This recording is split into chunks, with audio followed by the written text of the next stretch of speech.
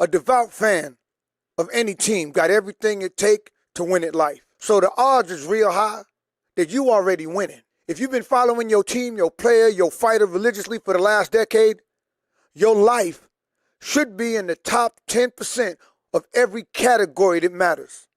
And most likely it is. I just lied to you. The real story is what your fandom been quietly taking from you while you was busy celebrating somebody else's win. I'm going to walk you through exactly what your fandom been costing you. The research that explains why your hormones, your heart rate, and your sense of belonging is tied to people who don't even know your name.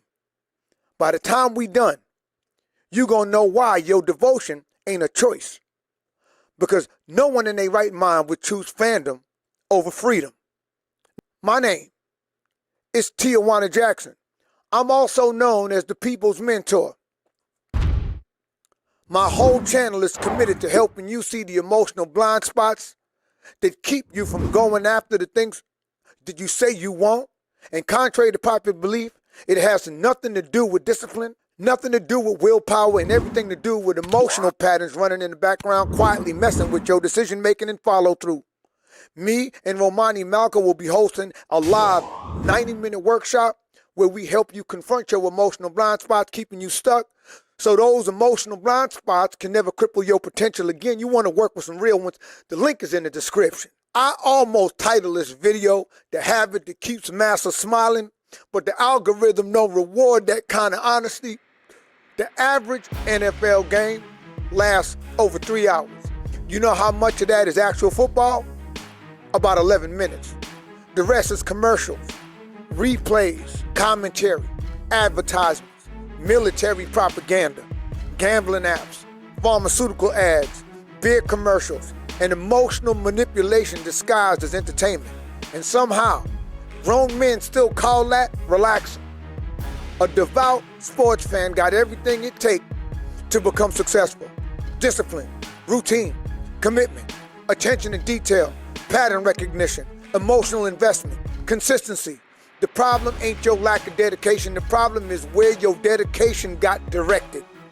Some of y'all can tell me a backup quarterback's passer rating from 2014, but can't tell me your blood pressure.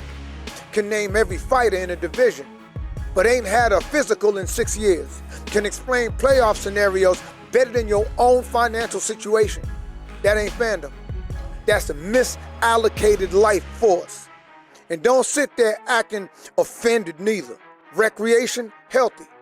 Communication, healthy. Taking your mind off life for a few minutes, very healthy. But addiction always tells you it's good for you.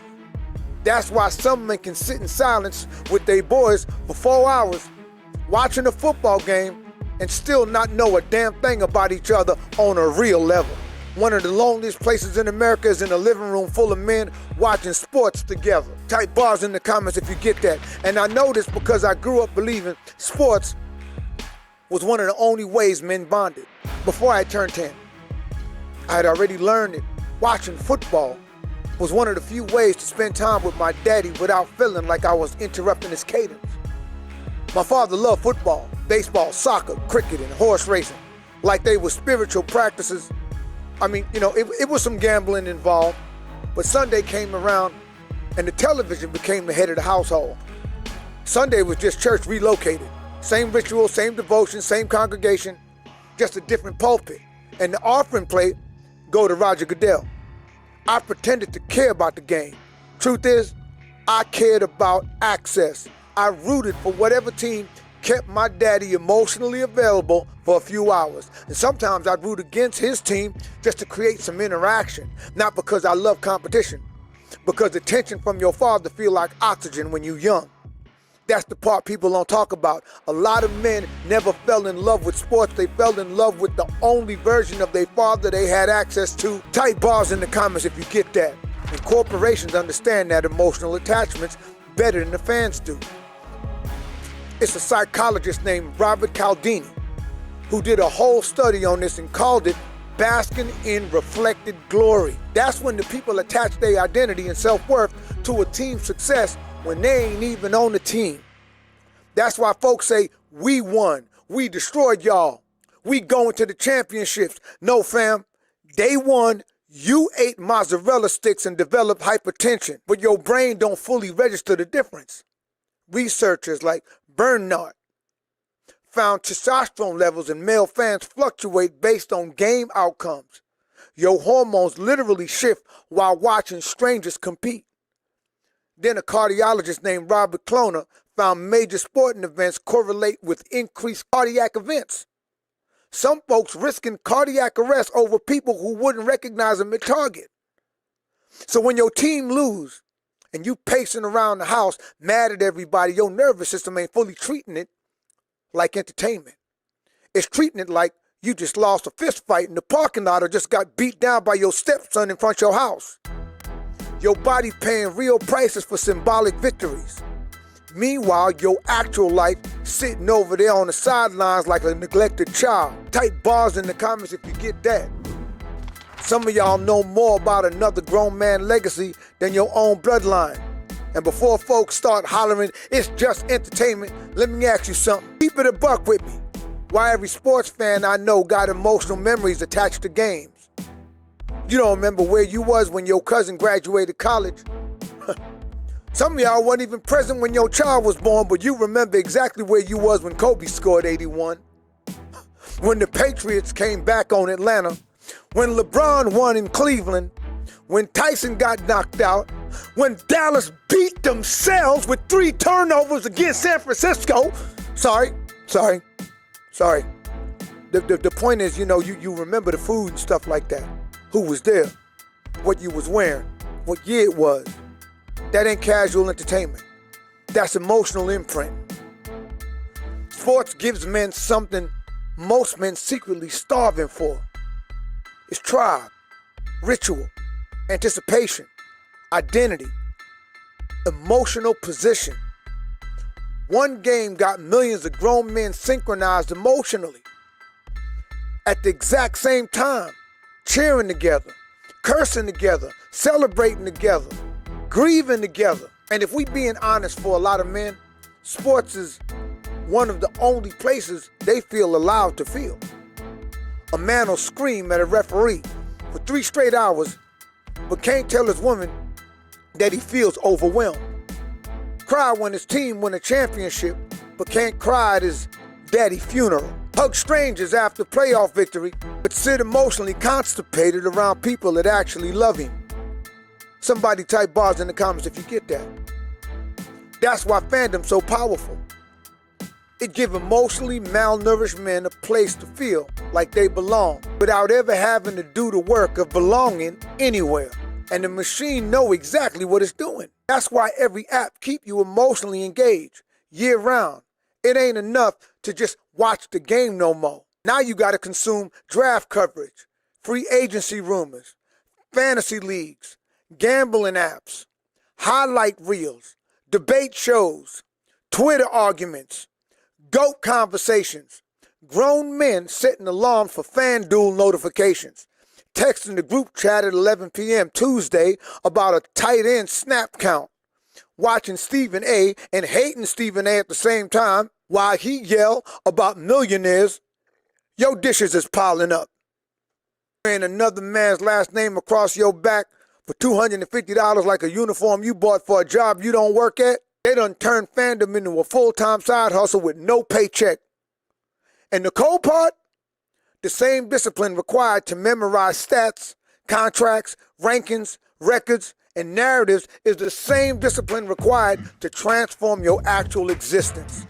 That's what makes this conversation uncomfortable, because it destroys the lie that you just lazy. You're not lazy. You already proved you're capable of obsession. You just got trained to aim your obsession at entertainment instead of yourself. Bars. And let me be specific about something else. Most of these franchises owned by people who, if they saw you walking up their driveway, would call security before they ever shook your hand. You spending thousands a year emotionally invested in a business that wouldn't loan you $1,000 in a real crisis. The team don't know you. The team don't owe you. But you grieving for them like family. That's a one-way relationship with strangers. We got a name for that in the streets. It ain't fandom. Let me say this before somebody intentionally misunderstand me. I ain't saying don't enjoy sports. I'm saying if your fantasy team get more strategic planning than your future, something went wrong somewhere. If you know a rookie's vertical leap but don't know your cholesterol, something went wrong somewhere. If your entire week rise and fall based on whether millionaires won a game, while your own dream sitting in the garage collecting emotional dust, something went wrong somewhere. That ain't recreation no more. That's displacement. And displacement profitable as hell. Tickets, parking, cable packages, streaming apps, jerseys, pay-per-views, sneakers, fantasy leagues, sports betting, the $14 stadium bill, the $400 tailgate budget, the preseason jersey for the rookie that got cut by training camp. Every emotional reaction attached to another purchasing opportunity. Now would be a good time to hit the like button if you like something, and if you're motivated as hell, hit the notification bell. But if you really want to see a channel like this grow, you really got to share this with your folks. Some men done become highly knowledgeable observers while remaining underdeveloped participants in their own lives. That's not recreation. That's a man outsourcing his ambition to a scoreboard cause. The average sports fanatic is not uninformed, not lazy, not incapable, not lacking discipline. Quite the opposite. Sports fans study constantly. Stats, contracts, rankings, injuries, strategies, matchups, draft picks, historical narratives. Some men can break down a cover 2 defense better than they can explain their own emotional patterns. And over time, something dangerous starts happening psychologically. You become extremely comfortable analyzing performance instead of risking performance yourself. And that's why your critique's strong and your credentials garbage. Type bars in the comments if you get that. That's why so many men got strong opinions about what everybody else should have done. The quarterback, the coach, the front office, the fighter, the referee. Meanwhile, a post-divorce existence is a storage unit with a mattress and a wires cam. Hey, it's a dope security cam, fam, but don't nobody want your shit. Spectatorship creates the illusion of participation. You feel involved, you feel emotionally engaged, you feel connected to achievement, but emotionally identifying with achievement and actually building a meaningful life ain't the same thing. Type bars in the comments if you get that. Some men become more emotionally invested as fans than they do as husbands, more loyal to franchises than they are to their own healing, more emotionally available during playoff season than they are as fathers, more committed to defending athletes and protecting their actual relationships. Bars. Type bars in the comments if you get that. Finally got my first sponsor. Yo, I was so tired of spilling my life in these videos only to have a bunch of fools in the comments talking about put something on your dry ass lips. At first, I took offense, but while watching the playback, I could see the Tyrone Biggums reference. Problem is, I don't put no chemicals on my body because I ain't trying to end up with no hormonal imbalances or weak erection. So everything I eat, drink, or put on my body gotta be clean like probation piss. Not like that. Please don't confuse me with the billionaire class. But anyway, I reached out to my good brother who got a company called Beat Models. They started out making chemical-free foot bombs for dancers so they don't end up with them ballet bunions. And I remember him saying they was planning to expand their product line, and boy did they expand. Now they got body butter, skin creams, lavender foot balm, tea tree foot balm. I actually used the tea tree foot balm on my head after I shaved to prevent bumps and ingrowns. They also got a truly natural body lotion. And one of my favorites, Healthy Grow Hair Oil for your beard. And let me tell you, it's other good uses for that beard oil that I can't really speak about on YouTube. But let's just say, we don't do no fat, we do more fat, you heard me? Actually watching that, I realized that there was actually an issue. I do see why they might be concerned. If you're interested in the product, link is in the description. We keep hearing that sports bring men together. But meanwhile, the U.S. Surgeon General declared loneliness an epidemic in America. Research showing nearly half of adults report serious loneliness. So clearly proximity and connection ain't the same thing. Sitting next to somebody every Sunday don't automatically mean y'all emotionally know each other. The raw materials was always there. Focus, consistency, ritual, research habits, long-term emotional investment, patience, tribal connection, resilience. All the same traits required to build a business, transform your health, repair relationships, raise children intentionally, master a craft, or create a meaningful life. The issue was never your capability. It's just misdirected devotion. Every single thing I talk about on this channel boils down to one thing: helping you process your emotional blind spots so you can begin to follow through on the things you say you want out of life. Me and Romani Malco host a live 90-minute workshop where we help you identify the emotional blind spots that sabotage your follow-through and cripple your potential. We won't let you leave this workshop until you know exactly what to do about it. You want to work with some real ones? Link is in the description. 3 hours a Sunday, 26 weeks a year, year after year. Pull the calculator out. That's over 1,500 hours per decade. And that ain't counting Monday night, Thursday night, the playoffs, the off-season, the podcast, the parlays, the Twitter wars, the fantasy draft prep that take longer than your taxes. Round it up. You done given another man's franchise the equivalent of a master's degree. What you got to show for it? A jersey you can't wear past 40 without somebody asking if you lost? A team that don't know you alive? A body still trying to recover from 20 years of stadium nachos? That ain't a hobby. That's tithing. Now, imagine that same time, that same focus, that same emotional investment pointed at the only franchise that actually got your last name on it. Your health, your relationships, your purpose, the kids who actually look at you and see somebody, the marriage you keep telling yourself you'll fix when you get time. The day we won finally mean you and your people, your business, your peace, your purpose. That's the day the discipline pay you back. Not Roger Goodell. You? Dog, you don't need more discipline. You've been disciplined for years. You just need to fire your head coach and put yourself in the lineup. Bars. Devout fan got everything it takes to win at life. What I said at the beginning wasn't a lie. The lie was telling you the team was somewhere else. Same Sunday, same ritual, same devotion, new congregation. And this time, the offering plate stay home. You was never just a fan. You was always the franchise. Them is the fact. Look, if you're really serious about getting off this ongoing mode of survival that you call life, you want some real hard, brutal facts about what it take, do yourself a favor and put your eyes on this video right here.